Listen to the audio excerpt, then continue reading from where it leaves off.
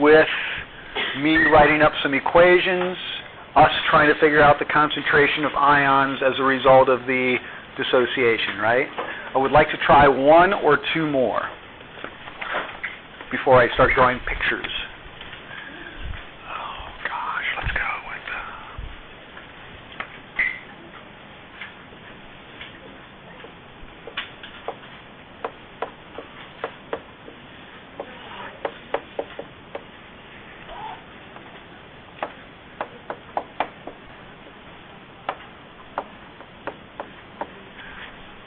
Okay. Now, did I leave blanks on the backs of your pages? I did that on purpose, so that if there's additional examples that we do, you can put this anywhere you want to. I'm just saying I intentionally did not make this double-sided, so that if we do more examples, that you have a place to put them. So write dissociation equations for these two processes.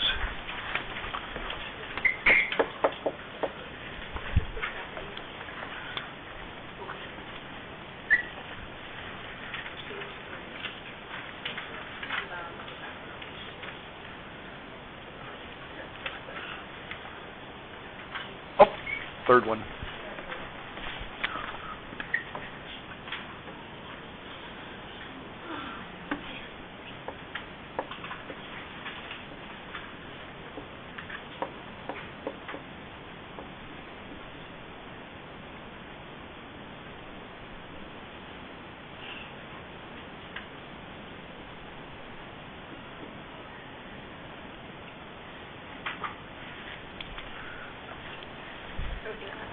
Yes.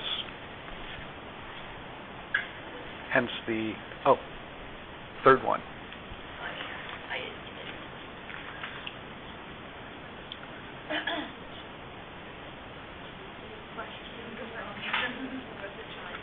I know we kind of talked about with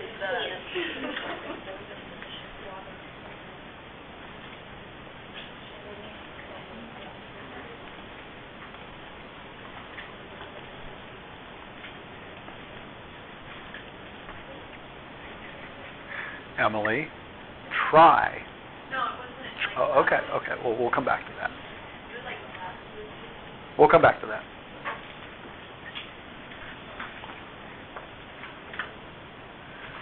We are Morganless. Yeah, she lost it. Okay, thank you. Are we anyone elseless? Okay.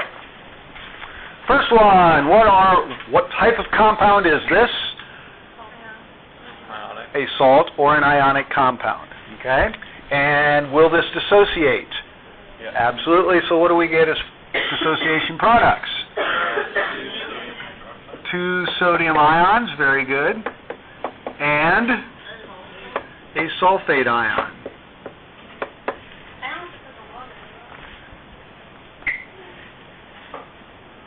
Where? Well, I was just kind of confused if I do the left part and then plus H2O and then the arrow. Oh, don't do it. Don't do plus H2O. Okay. Notice how I did this. Okay. Next. It doesn't dissociate. So what are we going to get? What's that? Nope.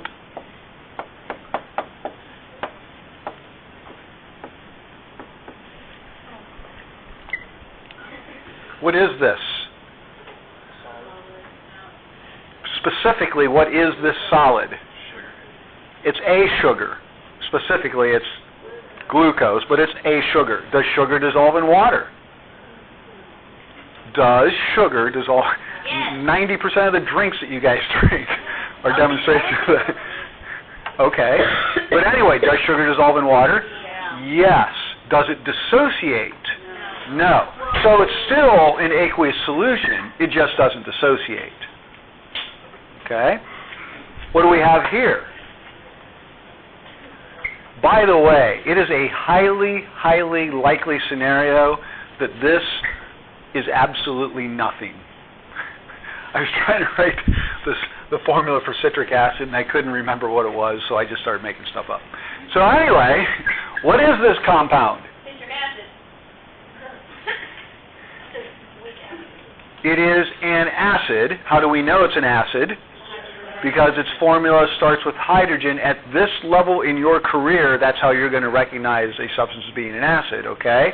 And you said that it is a weak acid. How do we know it's a weak acid?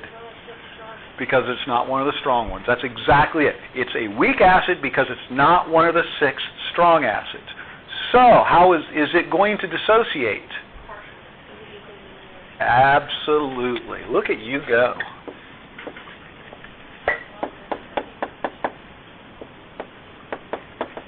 And whatever this is, which may or may not be anything. By the way, what's the charge on that ion? 1 minus. It is 1 minus. Good. All right. Did anyone get all 3 of those correct? 2. Okay. Now, to answer your issue, give me a second here. I got to think this through. I got to think of one.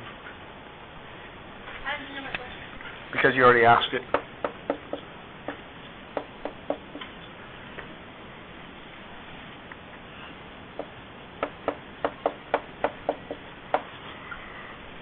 That one.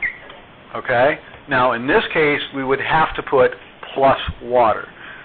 Nobody knows this yet, but how would we classify this, either acidic or base-wise? Obviously, it's not an ionic compound. There's no ammonium, there's no metals. It is a weak base. And remember how a weak base is a weak base. It reacts with water and hydrolyzes it, right? So in that case, there's actually a reaction occurring. Here, it's just being dissolved in that. So there's the distinction between what you were trying to do or say and what's actually going on. So in this case, we would get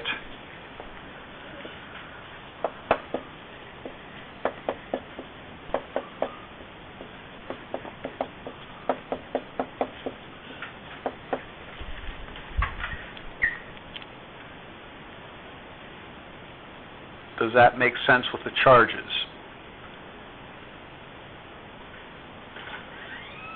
To start off neutral, added a hydrogen ion, so it became a 1 plus. For Joe Struber. Thank you. Joe Struber thanks you. Thank you.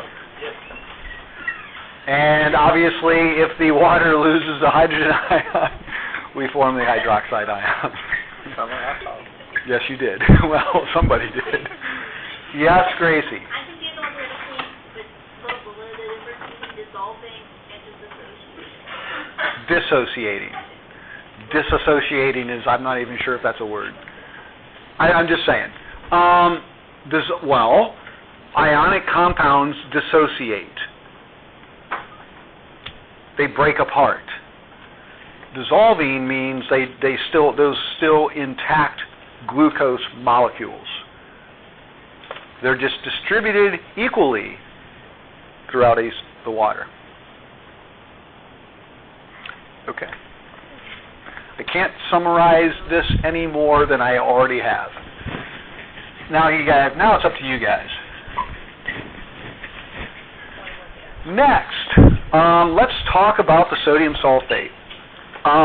This is probably going to be wherever you are now. If you went to a blank page, I would highly suggest continuing with that blank page. Now, you guys have already proven yourselves based on the last quiz you took that had the particulate diagram in which you guys had to, I think, examine one and then draw the result of, I forget what it was, but you had to draw something, right? I think nearly, if I remember right, nearly everyone, if not every one of you, got that question right, which is awesome because at first you guys were kind of struggling with, some of you were kind of struggling with that concept. So I think this will help you make sense of this. Let's look at the sodium sulfate. Now remember, the sodium sulfate was made from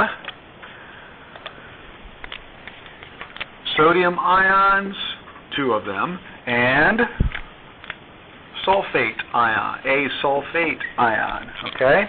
Now, we put that stuff in some water. I already did the water, okay? What is it going to do? Well, we already said it's going to dissociate. Let's say I had 3 moles, a 3-molar solution, and we have 1 liter of water here, and a 3-molar solution of sodium sulfate. That means how many moles of sodium sulfate are going to be dissolved? 3 moles. Now, if I put 3 moles of sodium sulfate in there and it completely dissociates, how many moles of sodium are there going to be? 6.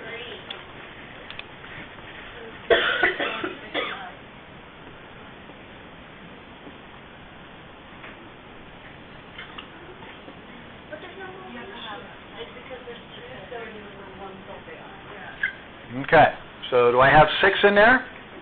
Right. How many moles of sulfate will there be? 3.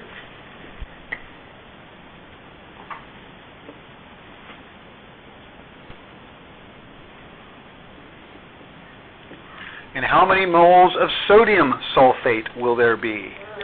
0. So essentially what we're going to have are 9 particles, 9 moles of particles floating around. Would you agree with that? What's going to happen when 2 sodiums bump into each other? Nothing. Yeah, they'll just go away from you. They probably won't get that close to each other because they're both positively charged. What's going to happen if 2 sulfates get near each other? Same kind of thing, okay? What if a sodium and a sulfate comes next to each other? Nothing, because they dissociated in the first place. Do you see where I'm going with this? Okay? So there's going to be 9 particles floating around completely independent of each other. Here's a question. Okay? So you know how like with weak acids, it's like equilibrium. So if they run into each other, are they going to stick back together? Some of them might. That's precisely it. What's that? So that's kind of vague. Some of them might like some of them say it's not. No. I know that. It's not vague though. And I actually gave you some numbers yesterday. Some of the particles in there will come together, and some of them won't. Right. Yeah, that's exactly right. But because again, I emphasize that you're going to have all 3 species at the same time. You're going to have some acetate ions, you're going to have some hydrogen ions, and you're also going to have acetic acid. All simultaneously, whereas here, you're not going to have any sodium sulfates. Okay. Whereas, on the other hand, if I had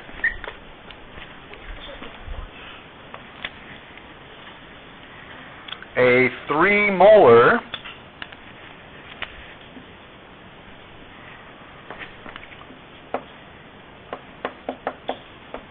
glucose solution, what am I going to have? How many of them? 3.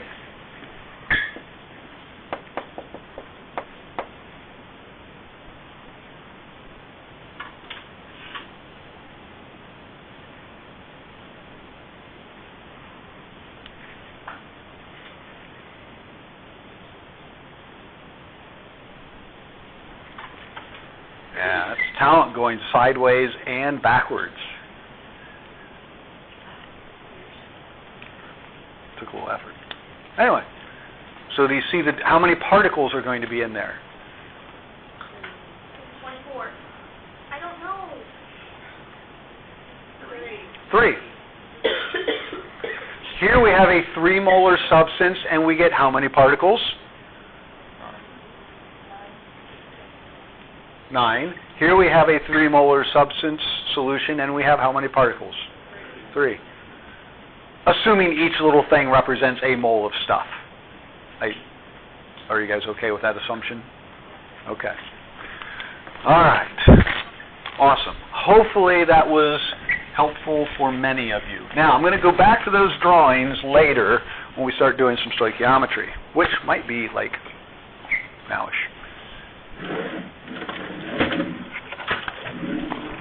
Oh no, we have to go back and actually do some calculations, don't we? I forgot about that. So let's do some calculations. Using the molarity equation.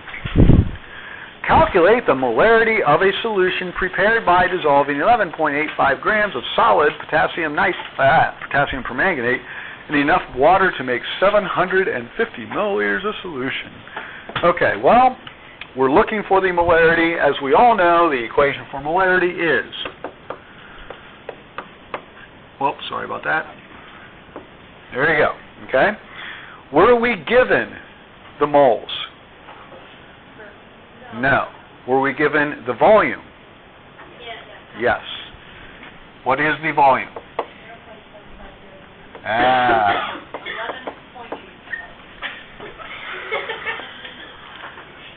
0.750 liters. You see what we did there, yes?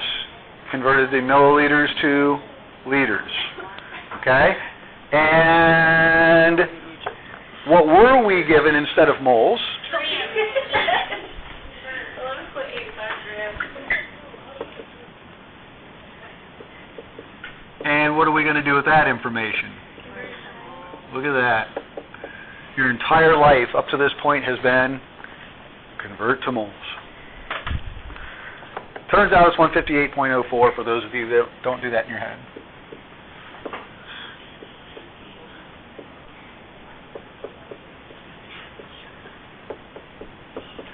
And there we go. Can't get much easier than this, can you?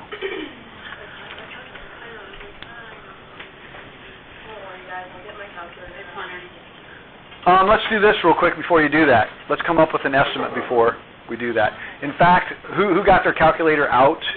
You did. Does anyone else have one? Okay, no one else. You have one out? Okay, does anyone desperately feel that they need practice for doing this stuff in your head? Well, then the rest of you don't take your calculators out then. And we'll switch this up, and other days you'll be the person without the calculator, okay? You can still practice this without, okay? So we just got a couple people with calculators to verify. You will not be given one on the AP exam that's going to have the numbers that are this far off of each other, but we can still practice. Would you guys agree? We can get within one significant figure fairly quickly, I think. So we got what? 12 divided by 160. I said it was like 1 over 13. I did like 10 over 150. I think that's kind of what I said. Yeah, so what's 12 over 160?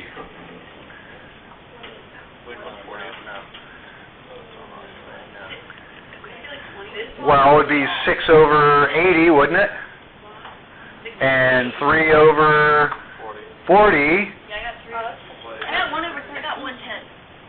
I don't know. Okay, that's close. I did 12 Yeah. divided by 160, Yeah. which is 3/40th, and then you multiply in 0.75 is 3/4.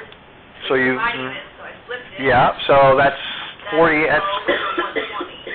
no, it's 50 over. 3 times 4 is 12. Oh, I see how you're doing it. I see how you're doing it. I would have done it a different way. Okay. 120.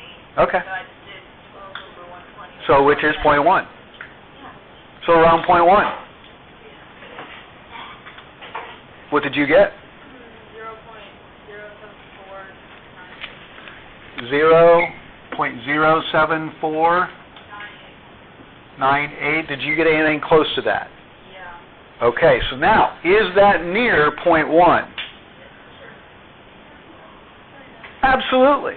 If you rounded it to one significant figure, what would it be? 0.1. So were we headed in the right direction? Because you guys have all screwed up before and done weird things and been orders of magnitude off, right? At least we know we're in the right order of magnitude, or near the right order. Now, technically, significant figures-wise, this should be what? No, not yet. How many significant figures are valid? 3. So it would be? 7.5. Wait, 7.50. Yeah. Wait. Now, somebody did their math wrong. Did you do? I just checked my calculator. I'm like, that's not. I know that. I said no. No, it's not. I got 0.074. Right. Which is, I was gonna say. so this is incorrect. So 0.09997. Yeah. So which becomes 0.1. But then divided by 0.76. No, this is the whole thing. What? Just do it. What? That's the answer. What Emily said. So 12 over 150. Whatever. I mean, if you're doing it in your head, yeah. But if you do it on your calculator, there's the answer, 0.100. Okay, we'll do more.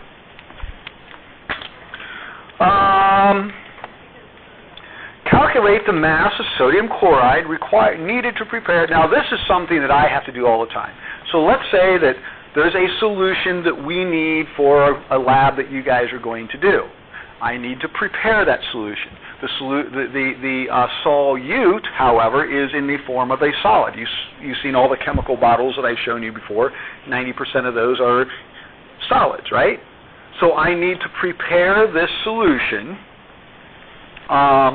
that will have a certain concentration, and I've done a little math and know that each group is going to require X number of milliliters, and so as it turns out, I need, for the class, I need 175 milliliters of this solution that's 0.5 molar sodium chloride. So how do I prepare the solution? Which, by the way, please listen carefully to this whole thing, because this is something that it has been asked on the AP exam, and you will see asked on quizzes and tests by me. How does one prepare a solution? So this is a whole process, okay? What was it, 175 milliliters? Okay, so I'm going to kind of cheat a little bit here. We do not possess, I don't even think they make, a 175 milliliter volumetric flask. But let's imagine that there is one. First of all, you guys remember what a volumetric flask is from your days of learning all the chemistry apparatus. Does anyone remember the volumetric flask? Okay, what's unique about each volumetric flask? Only has one volume, yep. So for any one volume, this only has, well, this is a 1,000 milliliters, so this is designed to contain, you guys remember the whole to contain thing? Okay, these are labeled with TC, which means to contain, and it's also labeled with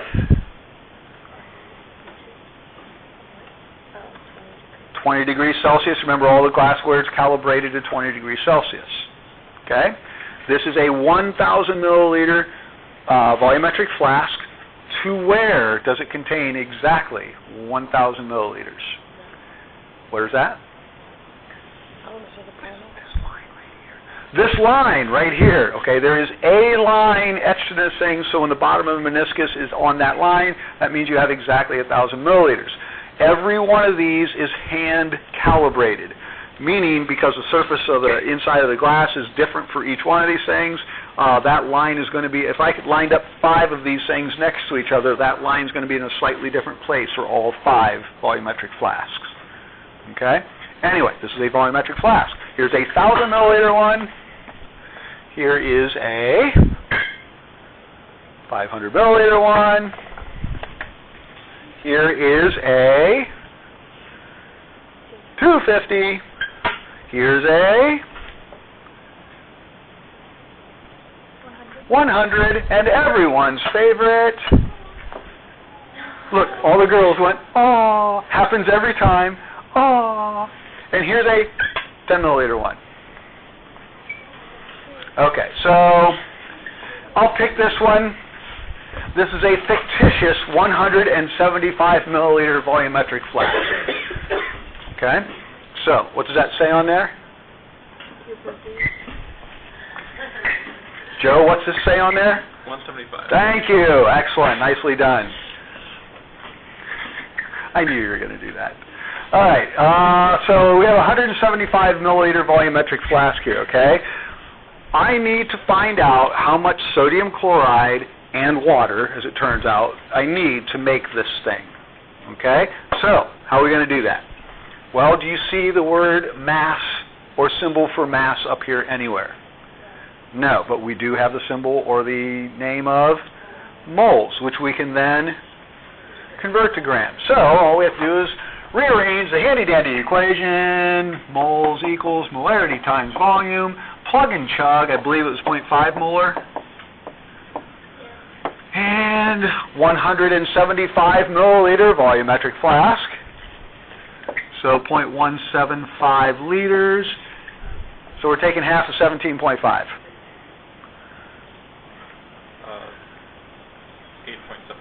or 0.0875.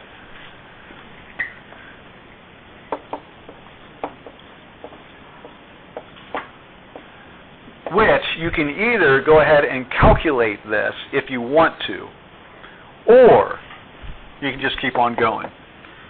Because this represents moles. Why does it represent moles? Well, remember, molarity is moles per liter. My liters will cancel out. I'm left with moles. Okay? Does anyone happen to remember the molar mass of sodium chloride? Sorry if you don't. 58.44.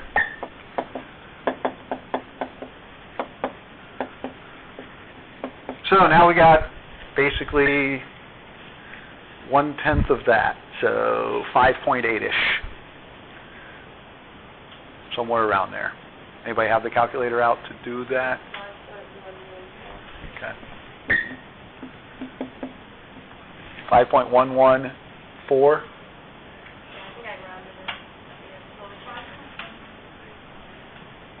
Okay, we're good. So it's 5.11. Okay. Grams of sodium chloride. So the first thing you have to do, obviously, is do a quick calculation as to the mass that is actually going to be required for me to add to this. Now's where the it's not bonus material, this is where the extra material comes into play as far as how would you, the question will be something to the effect, how would you prepare a 0.5 molar, or 175 milliliters of a 0.5 molar sodium chloride solution? First thing you have to do is calculate the mass that's required. Here on out, you're going to start talking, or you're going to start writing. You're going to take the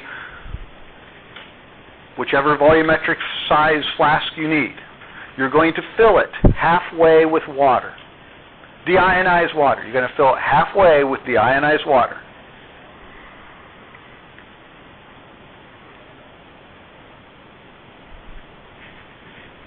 You would then add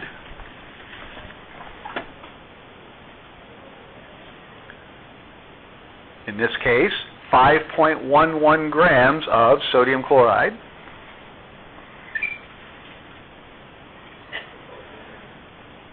Pardon?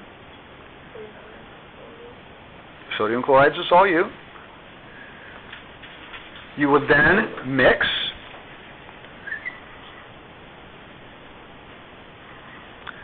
here's the important part. Continue adding or fill to the line with more deionized water.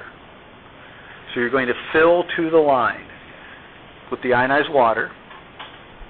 And please do not make the mistake at this point that one of my groups of really bright, got a 5 on the AP exams students did at this point.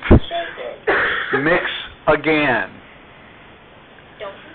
No, do it. Oh, okay. So we're going to end up mixing twice. We're going to mix it first to get the solute dissolved, okay? Then we're going to fill to the line with more deionized water. Then we're going to mix again. What happened was there's 3 labs in which you guys are going to prepare your own solutions. And one of my highly intelligent groups forgot that last part. And we were doing a set of titrations with that, in which we assumed we had a very precise concentration of solution, right? And so can you imagine what will happen?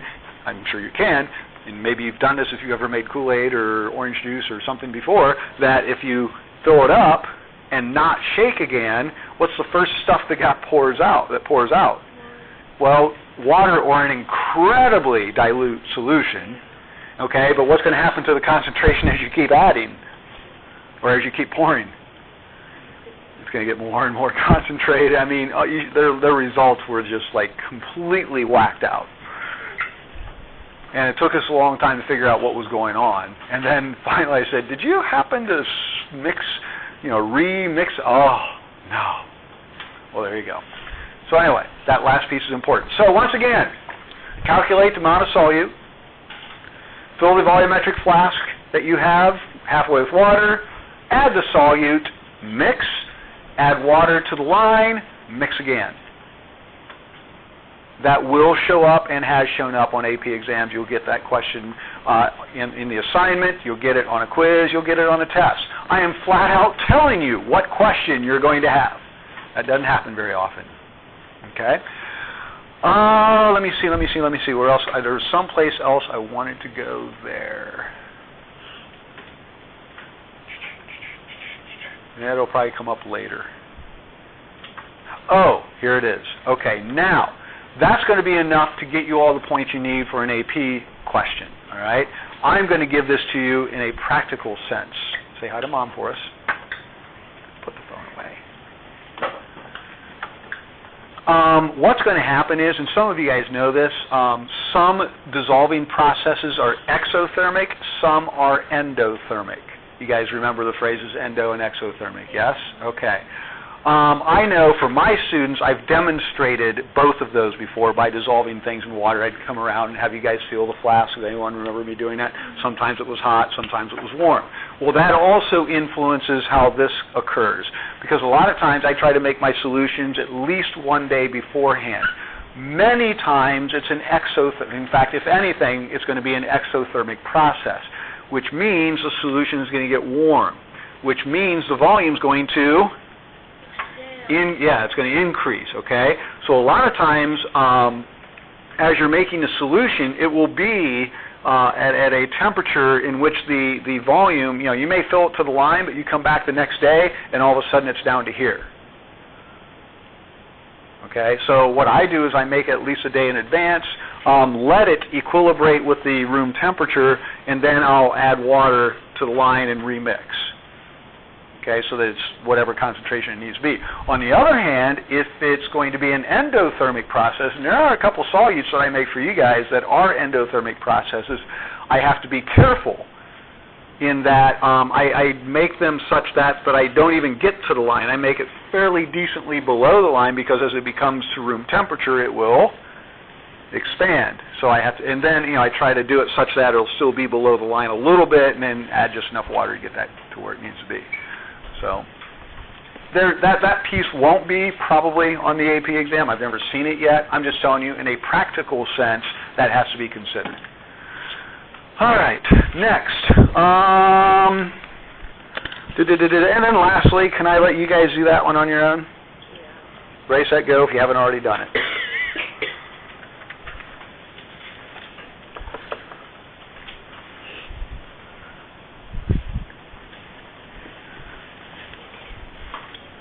Oh, there's my other little baby one.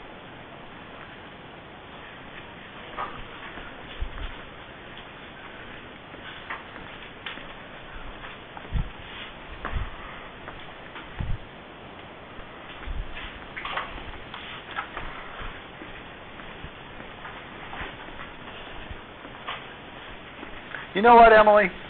I forgot. You're a senior, aren't you? Do what you want with your phone. It's your grade. I know. It's your AP score. I don't care. Is that passive aggressive? You're so passive aggressive. That was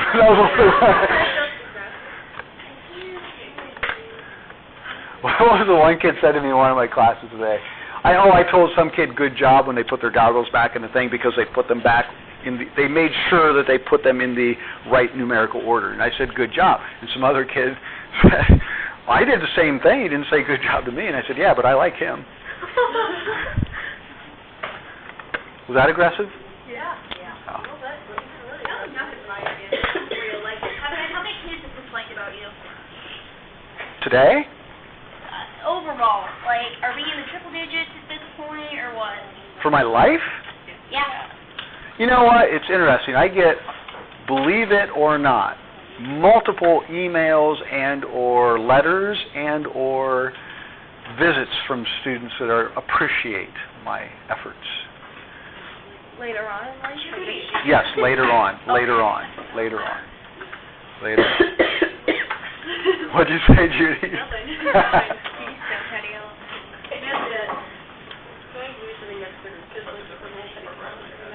All right, are we done yet? No. Hi, how are you? Bye now. Oh, when you're done, just put that back over there. I don't know how it ended up over here. Oh, well. Caroline, you done? Excellent. You got 422 milliliters? Really?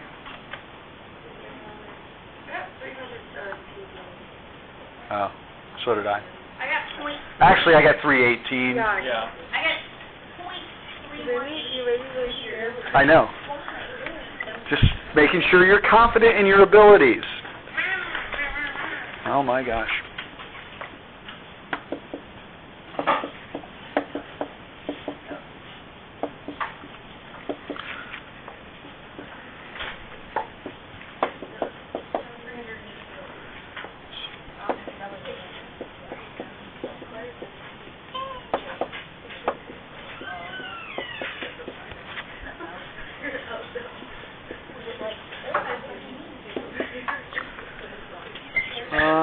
Three-fourths.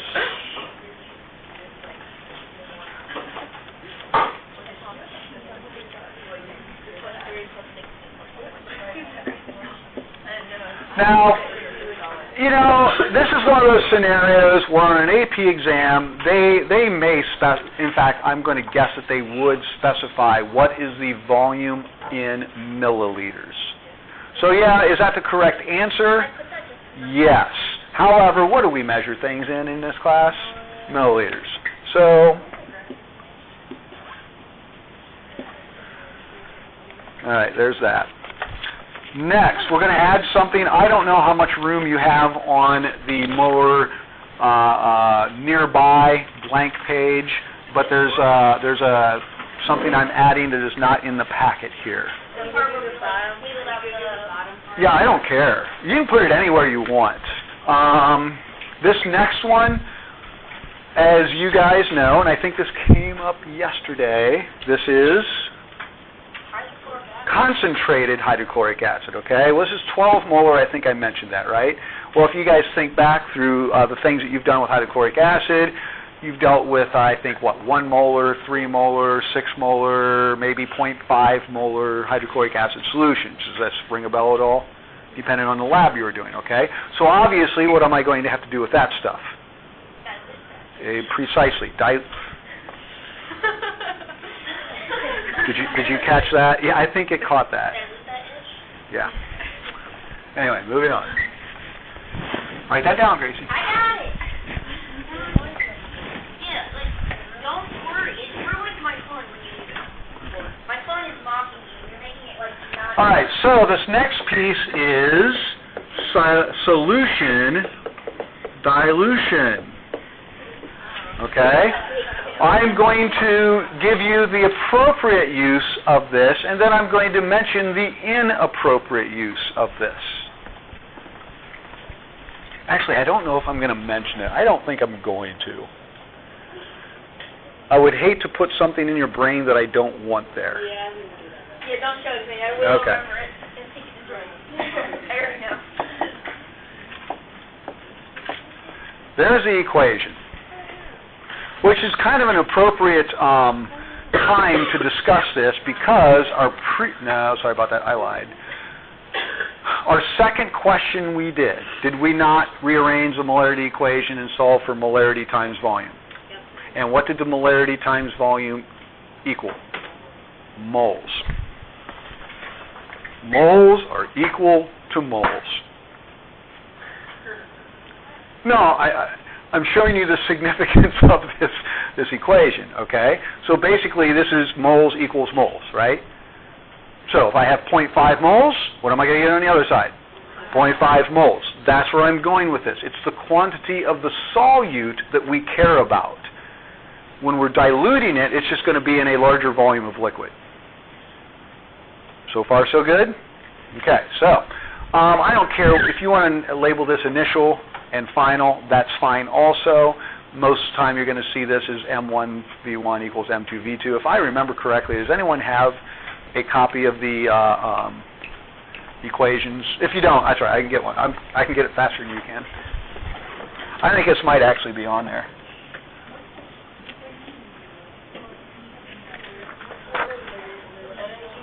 They took a lot of them off, but they may have left this one on there.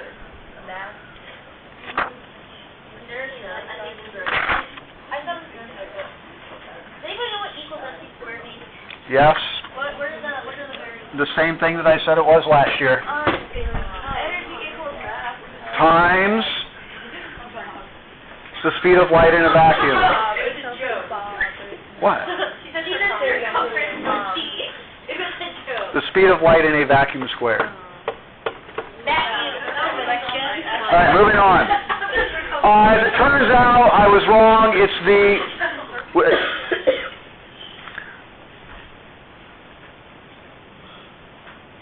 we're this far away from splitting up the little peanut gallery over there. I've done this before. It's not a bad thing. However, you don't want to end up sitting in Homan's room. I've done that too.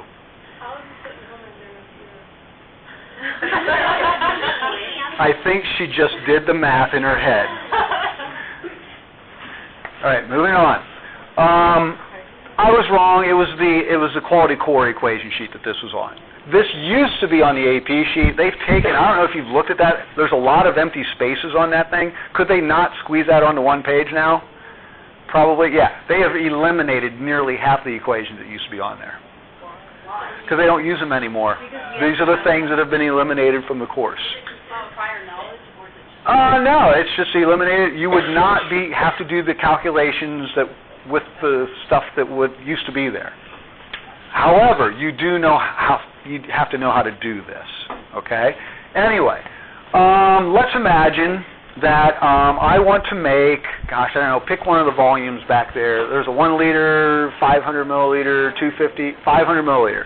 Okay, so let's imagine that I need, for a lab that you guys are going to do, 500 milliliters of 0.32 molar hydrochloric acid. What volume would I need? Now, we'll talk about this tomorrow. Let me... No.